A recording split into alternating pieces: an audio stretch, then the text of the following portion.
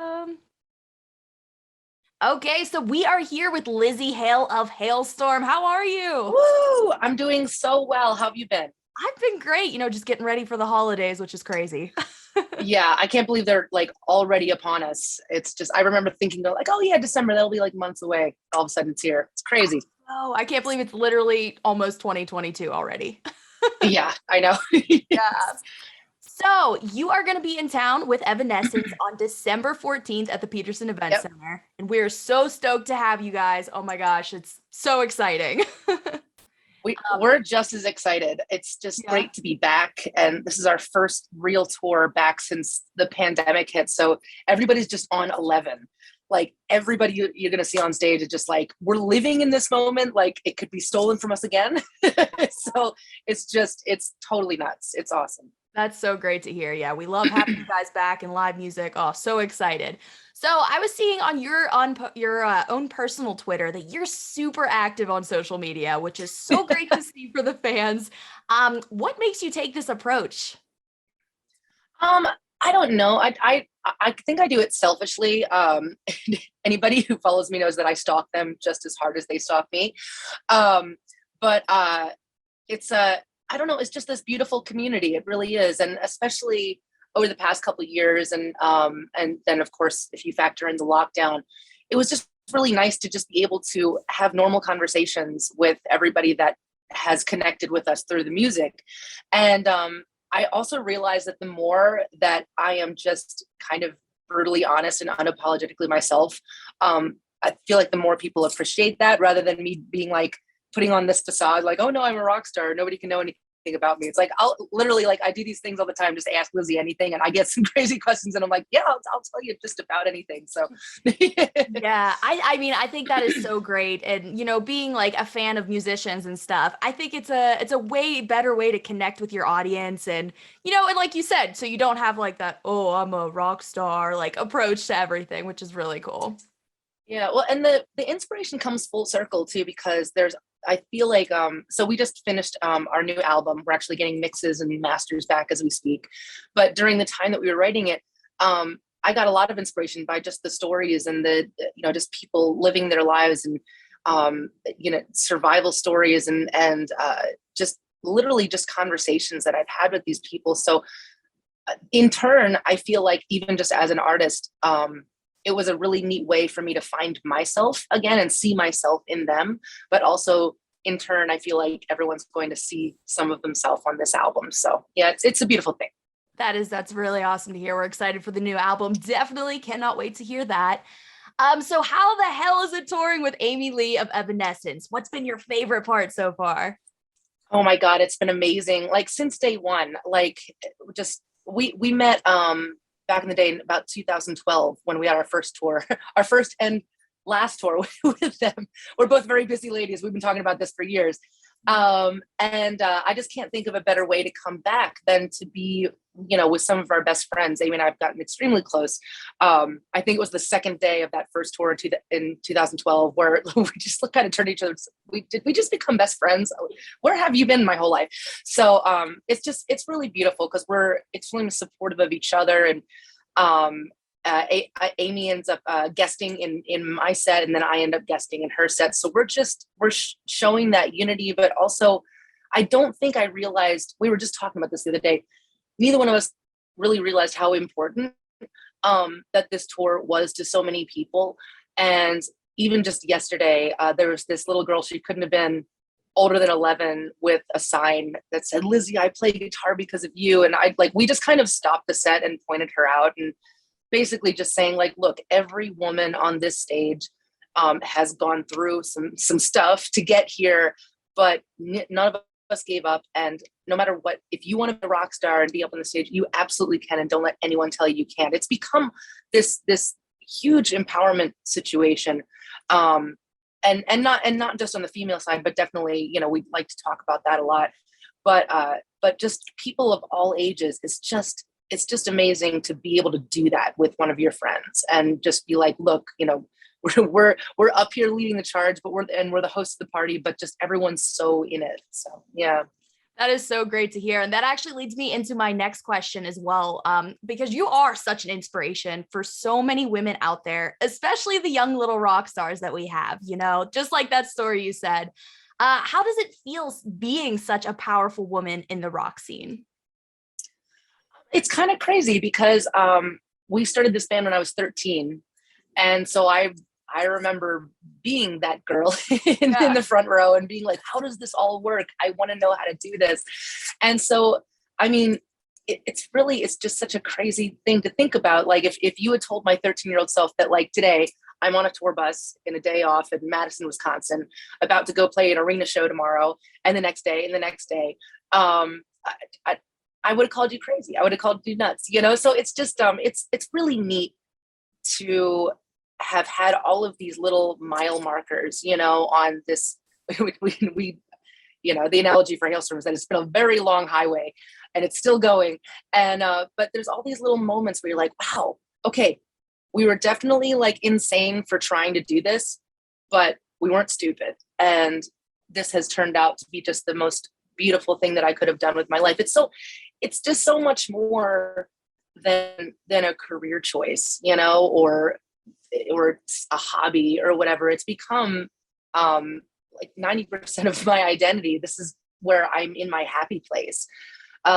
So yeah, it's to be able to pass that torch on now, and it makes everything worth it. It makes everything, all the little side steps, all the people that kind of didn't believe in me back in the day, and then all the people that did, and that whole journey, it makes all of that just completely worth it when you can look at somebody and look at these young girls in their eyes and be like, if you want to be me, you totally can, because I did it. I remember I said the same thing to Lita Ford, to Joan Jett, to Pat Benatar, to Nancy Wilson, all of these foremothers that have come before me, and I've always wanted to have that conversation where I told each of them, thank you for not giving up, because if that had been the narrative, oh, they came out with a record and everybody thought they were crazy for being a girl in rock, and so they gave up, then that would have been my narrative too, because I was looking up to them. But because they didn't, and then you read about all the stories about what they had to do to get there, to be taken seriously, the long list of that. By looking at them and seeing that they succeeded, it made that bridge to my dreams just a little bit shorter.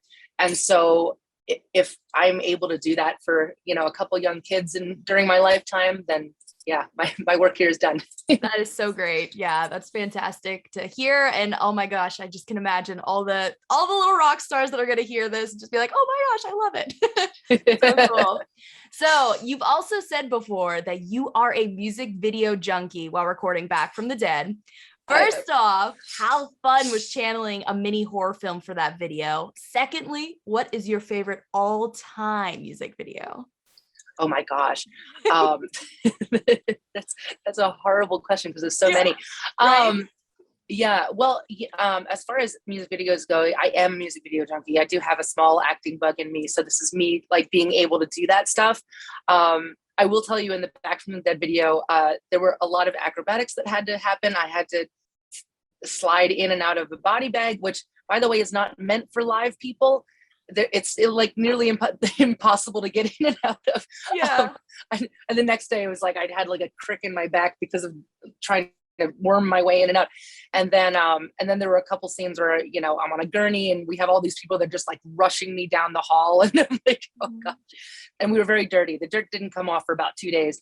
But yeah, it's just so much fun. It's so much fun to do. I definitely am the one in the band that likes it the most, second by RJ. The guys could care less. They're like, yeah, just tell me where to go. But it's fun. My all-time favorite music video though, oh, what was the song? It was, now I can't think of it. It was Highly Suspect's debut song. Olivia? Yes, I loved that video mainly because of that, it was just such a unique situation. I don't know if it's my all-time favorite, but that was like the last one that I was like, that's a great idea. Yeah. Having like the professional diver and it just being shot in real time with one camera. It's like, I have chills. Yeah, I know, goosebumps. Yeah.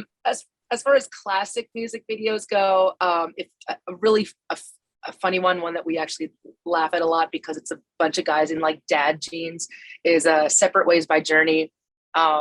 anything by Van Halen. Actually, if you're an 80s music junkie, the band Cinderella put out a music video like movie, basically back in the day. There was all the music videos put into one, but put into a storyline. I used to watch that as a kid, and that's very near and dear to my heart as well. But That's yeah, cool. I don't know. It doesn't matter what it is. Like I love when all of my friends come out with the music videos, because it's just like, you know, anytime Bad Flower comes out with something, or you want to watch it. Anytime Pretty Reckless comes out with something, you want to watch it, because it's your buds and they're getting to express their art in a different way. So yeah. Yeah, that's fun. super fun. Yeah, definitely. I'll have to check out that Cinderella one, because I haven't seen that one. So definitely gotta add that to the queue. So let's see here. So there have been many artists who you have lent your vocals to, and so clearly you stayed like super busy. Is there anyone that you would absolutely love to collab with that you haven't yet? Oh man, there's still so many. I would love to collab with Pink, because I think I could bring her to the dark side. Mm-hmm. Let's see, as far as women go, Ann Wilson from Heart, I'd love to do that as well. Lady Gaga, I'm just shooting for the stars here. Mm-hmm. But also, you know, Metallica, Foo Fighters, those two are my like absolute top. So Yeah. come on, Dave. I know, Dave. I'm trying. I'm trying to be best friends with him right now, so I like this. We can get on this path together here. Yeah, exactly. Yeah. So you guys are approaching the end of your tour when you come to Pittsburgh on December 14th. Does the end of the tour hit any differently than the beginning for you? Like, what would you say? Like, do you have more adrenaline for the first couple or more adrenaline for the ending? Well, you know, if it was any other time, I would say more nerves in the beginning and less at the end. But now it's a very strange dynamic now, because it's like, you know, basically with all of the bands here, it's our first time back. So I want to say that every show is different. And as far as myself and my band, we don't play with any tracks, clicks, or trickery. So we literally do switch up the set every night. And every now and then we'll like throw some like kind of a like just extend, you know, one of our songs and not really know how we're going to end it. So that's, you know, it's like we're all just kind of listening to each other, riding that wave, like, all right, now. So it's been really exciting every single night. I think that the thing at the end of the tour, it's going to be a little bittersweet, only because it's just been such a fantastic tour. So a lot of us, you know, especially me, it's like, I don't want it to end. This is where like my happy spot is. But I don't know, the end of the tour too, because everyone has like a deeper level of friendship, because it feels like you've lived a couple different lifetimes with each other and you're all just staying backstage. We're all in a tight bubble too. So I don't see anybody but whoever's in the bus, backstage, or stage. So yeah. It's like we've had a lot of fun together because we're all each other has. So there may be some pranks happening that usually ends up going on, whether that means backstage or on stage. So everybody who comes to the show might have to keep their eyes peeled for that. Love that. Definitely going to keep an eye out. That's so fun. So you are from Pennsylvania, and Pittsburgh is one of your only stops for, you know, the state of PA. Do you kind of consider this like kind of like a hometown show, or how do you feel? Oh, absolutely. I grew up with many friends in Pittsburgh, even though, you know, I'm kind of from the other side of the tracks. Sorry. But you know, one of my great friends from Pittsburgh actually ended up introducing me to Metallica back in the day. So I don't know, I'm expecting to hear from some people that might be there. And as most musicians know, it's actually more nerve-wracking when people that have known you like before, you know, like they know you like as a normal person before you decide to be in a band. And when they come and see you, it's worse than playing for complete strangers. So I'm, you know, yeah. I'm gonna have to ignore that when I get on stage. Right. But yeah, I can definitely consider this the closest to a hometown and absolutely a home stage show. So yeah, hopefully all of my middle school friends will come out. Oh yes, definitely. They'll be cheering you on for sure. All right, so now I have a little quick speed round of questions. Are you ready? Ooh, this is exciting. Yes. Okay, so number 1, cats or dogs? Oh, I'm a dog person. Number 2, tattoos or piercings? Ooh, tattoos. I would have piercings, but for some reason, when I was a kid, I was led to believe that I was allergic to certain type of metals. So I never got any piercing except for during lockdown when I pierced my right ear by myself. And that was my project. Anyway, but yes, definitely tattoos. Nice, nice. Festival or club show to perform at? Oh my gosh, that's an impossible question. They're two totally different things. Ooh, at this point, I think I'll go with festival because I want a big outdoor thing soon. So there you go. But they're both amazing. Very cool. Original horror films or remakes of horror films? Oh, original, absolutely. Nice. And then last one, coffee or tea? Oh, yeah. God, I get into so many of these debates with all of my singer friends. I'm a coffee person. Yeah. I do like tea, but I definitely have to have that black magic in the morning. Yes, it just started, right? Yeah. Well, thank you so much. This was Lzzy Hale of Halestorm. They're going to be in town December 14th with Evanescence at the Peterson Event Center. Thanks, Lzzy. Yeah, thank you so much for having me, darling. Yeah, have a good one. You too, sweetie. Thanks. Thanks so much for doing this, darling. I can't wait to see you. Yeah, I can't wait. Bye. I'll try to bean you with pics. Oh, I love it. I love it.